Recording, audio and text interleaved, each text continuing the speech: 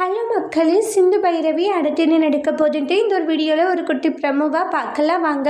ரொம்பவே ஃபீல் பண்ணிகிட்ருக்காங்க ஆறுமுகம் பைரவி இந்த ப்ரோக்ராமுக்கு வரலன்ட்டு. ஆனால் ஒரு நிமிஷம் நில்லை அப்படின்னு சொல்லிட்டு போய் சிந்து வந்து பைரவியை பார்த்து பேசுகிறாங்க. என்னது பைரவி, ப்ரோக்ராமுக்கு வராமல் இப்போ என்னடனா உன் பாட்டுக்கு மறைவாக கிளம்புற, என்னாச்சு உனக்கு அப்படின்றாங்க. சிந்து இல்லை விடு, என்ன இல்லை நீ வா அப்படின்னு சொல்லி கையை பிடிச்சி கூட்டிகிட்டு வராங்க.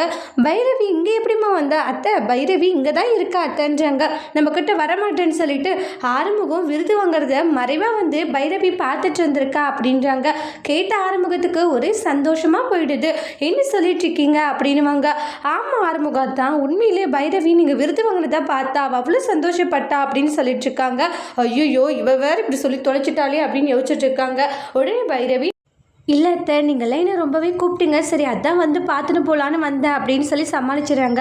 ஆறுமுகம் இவளுக்கு என் மேலே ரொம்பவே பாசம் தான் அப்படின்ட்டு அதை நினச்சி ரொம்ப பெருமைப்படுறாங்க. அதோட இந்த ப்ரமோவை முடிச்சிருக்காங்க. தேங்க்யூ.